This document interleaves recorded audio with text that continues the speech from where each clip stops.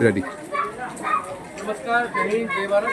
આજ રોજ અમારા મહીસાગર જિલ્લાના કડાણા તાલુકાના રમેશભાઈ સીઆરપીએફમાં પોતાની 22 વર્ષ વિવિધ ક્ષેત્રોમાં ભારત દેશની સુરક્ષામાં પોતાનું ખૂબ જ મોટું યોગદાન આપી માદરે વતન આવ્યા હતા.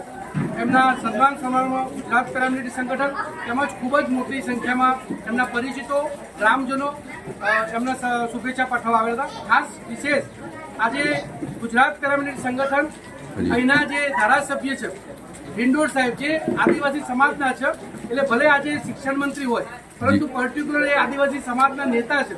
જેથી આ વિસ્તારના જે સીઆરપીએફના પેરામિલિટરીના જવાન જે નિવૃત્ત થયા એમને પણ દેશના સેનાના જેવું સન્માન મળે એના માટે અમે વિનંતી કરીએ છીએ કે કુબેરભાઈ ડિંડોર સાહેબ એક શિક્ષણ મંત્રી છે, એક પ્રોફેસર તરીકે એમને પોતાની સેવા કાર્ય જ્યારે આટલા ભણેલા ગણેલા આપણી વચ્ચે નેતા હોય તો એમના માધ્યમથી આપણી સરકાર પણ ભાજપની સરકાર છે અને કેન્દ્ર પણ ભાજપની સરકાર છે. તો વર્ષો જૂની જે પેરામિલિટરીના જવાનોનો માન સન્માન સુવિધા જે સેનાને મળે છે એવું નથી મળતું. એના કારણે એમના પરિવાર સાથે એમના બાળકોના ભણતરના પ્રશ્નો હોય, એમના આરોગ્યના માતા પિતાના પ્રશ્નો હોય, એમના સ્વયંના રોજગારીના પ્રશ્નો હોય, એ તમામ મુદ્દે જે વ્યવસ્થા હોય એ વ્યવસ્થા નથી જે આર્મીને મળે છે. તો કુબેરભાઈ ડિંડોર સાહેબને આપણે આપના માધ્યમથી એક વિનંતી પ્રાર્થના કરી રહ્યા છીએ કે આદિવાસી સમાજ એ દેશની સર્વોચ્ચ યોગદાન માટે જે પેરામિલિટરીના જવાનો ખૂબ મોટા પ્રમાણમાં હોય છે. તો એ આદિવાસી સમાજ સાથે પણ અન્યાય સીધો જ સમાજ સાથે અન્યાય થયો છે. તો આ સમાજના ન્યાય માટે એ આદિવાસી સમાજના નેતા છે. તો એ વાત છેક આપણા માનનીય એસઓસી ગુજરાતના પનોતા પુત્ર નરેન્દ્ર મોદી સાહેબ સુધી વાત પહોંચાડે. જો કુબેરભાઈ ડિંડોર સાહેબ આ વાત પહોંચાડશે અને વાત જો નરેન્દ્ર મોદી સાહેબ સુધી પહોંચશે તો આપણા આવા જવાનોનો ન્યાય અપાઈ શકશું. અને એ જ ડિંડોર સાહેબની હોય કે સમગ્ર દેશના નેતાઓની આપણા પેરામિલિટરી જવાનો જે દેશ માટે યોગદાન આપતા હોય છે અને જે શહીદ થતા હોય છે એમને શહીદ જવાનોનો એ શહીદ પરિવારનો એ શહીદ જવાનને સાચી શ્રદ્ધાંજલિ ગણાશે અને દેશ માટે યોગદાન આપી નિવૃત્ત થયેલા એ જવાનો સાચી શુભેચ્છા ગણાશે. જય હિન્દ, જય ભારત. ભારત માતા કી જય. કોઈ કામ જવાનો માટે હજુ સુધી કરી નથી રહ્યા. 1971 અહીંયા હું તમને દાખલો આપું, થોડો ટાઈમ લગાવી રહ્યો છું. 1971 કોની સરકાર હતી? કોની સરકાર હતી ભાઈઓ? કોંગ્રેસની હતી. તો આપણું સૈન્ય લાહોર સુધી પહોંચ્યું હતું. 99 જ્યારે કારગિલ યુદ્ધ થયું કોની સરકાર હતી? અટલ બિહારી વાજપેયી સાહેબ બીજેપીની સરકાર હતી. હમણાં જ નરેન્દ્ર મોદી સાહેબની સરકારમાં 2019 પૂરો દેશ ગમગીન શોકમગ્ન હતો. એ 2019 સરકાર કોની હતી? માનનીય યશસ્વી ગુજરાતના પનોતા પુત્ર નરેન્દ્ર મોદી સાહેબની બીજેપી સરકાર.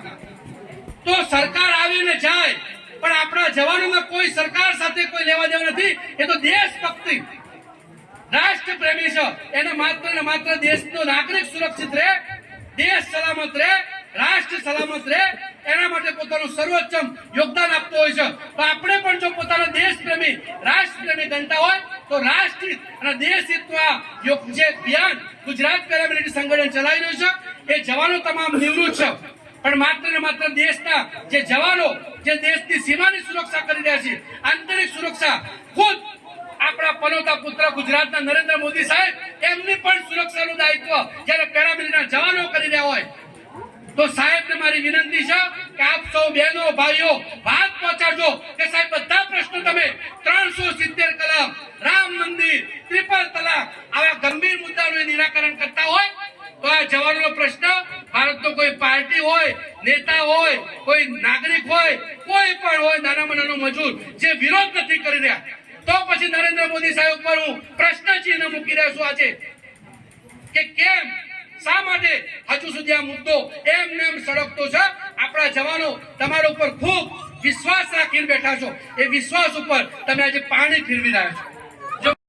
આજે શિક્ષણ મંત્રી આપણો ગૌરવ છે કે આપણા પોતાના જ્યારે પોતાના જ વ્યક્તિ જ્યારે ગાંધીનગરની ગાદી ઉપર હોય. શું 2 વર્ષથી મને એક દિવસ પણ બતાવો એમના અમારા જિલ્લા પ્રમુખે આવેદન આપ્યું કે ના આપ્યું રમણભાઈ સાહેબ?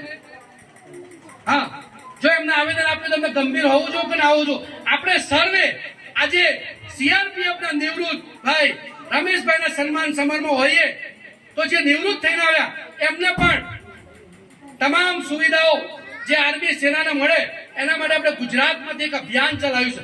ખાસ કરીને જે યુવા ભાઈઓ છે દીપેશ પટેલ પેરામિલિટરી કરી આપણે એક વાત નરેન્દ્ર મોદી સાહેબના કાનો સુધી પહોંચે, કદાચ કુબેર ડિંડોર સાહેબ વાત એમના શિક્ષણનો ખૂબ સરકારે ભાર આપ્યો હશે માથા ઉપર એટલે ભૂલી જતા હોય, પણ અહીંના જે યુવાનો છે એમને હું વિશેષ રિક્વેસ્ટ કરી રહ્યો છું, વિનંતી કરી રહ્યો છું, પ્રાર્થના કરી રહ્યો છું કે આપ 1 મિનિટ માટે પોતાનો મોબાઈલ, જેના પર એન્ડ્રોઈડ મોબાઈલ હોય એ ખોલજો. પુત્ર નરેન્દ્ર મોદી સાહેબ સુધી વાત પહોંચે અને આપણા અહીંયા આગળ મીડિયા કર્મી પેલા હાથ ઊંચો કરો આપણે, જેથી વાત આપણી પહોંચે.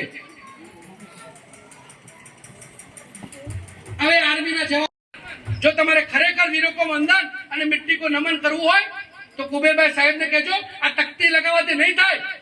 એવી કેટલી એ બહેનો છે, શહીદ પરિવારની બહેનો, એની દુઃખ તકલીફ માટે તમને અહીંથી ચૂંટવા લોકોએ તમને ગાંધીનગરની ગાદીમાં બેસાડે હોય તો એના પ્રશ્નો, પ્રાણ પ્રશ્નો, વિશેષ ખેતી, ખેડૂતનો પ્રશ્ન અને જે જવાનો હોય એ પેરામિલિટરી જવાનો સાથે જે અન્યાય થઈ રહ્યો છે એનો અવાજ આજ સુધી 2 ટર્મથી કુબેરભાઈ ડિંડોર સાહેબ ત્યાં આગળ 2 ટર્મથી ગાંધીનગરની ગાદીમાં બિરાજમાન છે. એ કોના કારણે? અહીંની જનતાના પ્રેમના કારણે. તો એમનો પેલા વિશેષ ગંભીરતા પહેલામાં પહેલી હોવી જોઈએ કે મારા આદિવાસી સમાજના માટે, અહીંની બહેનો માટે, જે દેશ માટે જવાન શહીદ થાય છે એના માટે મોટી મોટી વાતો કરવામાં આવે છે. ખાલી ને ખાલી માત્ર એક શાન ઓઢાડવાથી, એક સન્માન કરવાથી કામ તમારું પતિ નથી થતું. જો તમે આદિવાસી સમાજના નેતા હોય તો આ પરિવાર સાથે મોટામાં મોટો અન્યાય થઈ રહ્યો છે.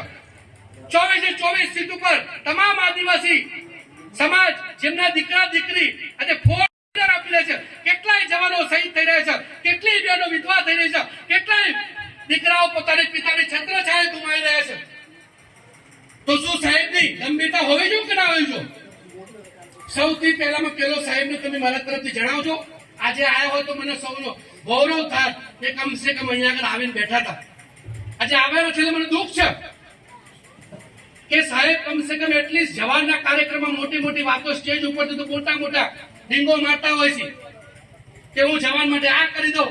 અરે ભાઈ, આ જવાનો માટે, પેરામિલિટરી જવાનો માટે એ શહીદ થાય ચાહે પાટી જવા જો. ભારત માતા કી જય! ભારત માતા કી જય! ભારત માતા કી જય! વંદે માતરમ! વંદે માતરમ! વંદે માતરમ! ખૂબ ખૂબ ધન્યવાદ, આભાર. હવે હનુમાનજીના ત્યાંથી એમની યાત્રા શરૂ કરી. સાહેબ હજી અહીંયા ઉપસ્થિત નથી, પણ એમના સુધી પણ આપણો પડઘો પડવો જોઈએ. આજે એમને વિશેષ આમંત્રણ પણ આપવામાં આવ્યું હતું અમારા મહીસાગરના જિલ્લા પ્રમુખ રમણભાઈ તરફથી, પરિવાર તરફથી. એટલે એમના કાનો પણ ફાટી જવા જુઓ એવો પ્રચંડ અવાજ હોવો જોઈએ. આટલો નાનો ઓંકાર ના ચાલે કે જ્યારે દેશના અને ગુજરાતના સિંહના, સીઆરપીએફના સિંહ એવા જાબાજા ગામના ગૌરવ રમેશભાઈના સન્માન સમારોહમાં હોઈએ તો આટલો અવાજ ના ચાલે ભાઈ. ખૂબ અવાજ. પહેલા સૌથી પહેલા એન્કરિંગ કરી હોય એ રાહુલભાઈ માટે પણ ખૂબ તાળીઓથી આપણે એમનું અભિનંદન કરીએ. ઓછી તાળીઓ નહીં, આ ઓછી લાગે છે.